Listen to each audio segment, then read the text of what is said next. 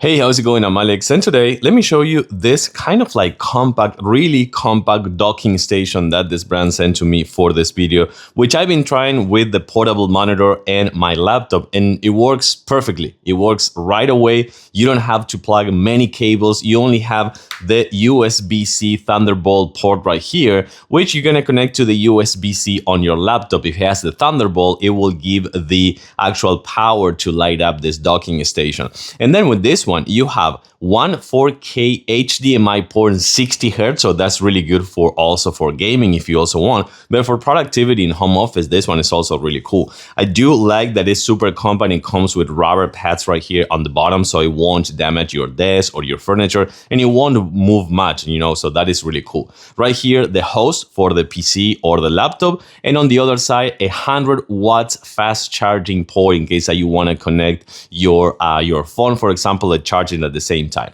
On the back, you're gonna find micro SD reader as well as an SD reader, not the micro one.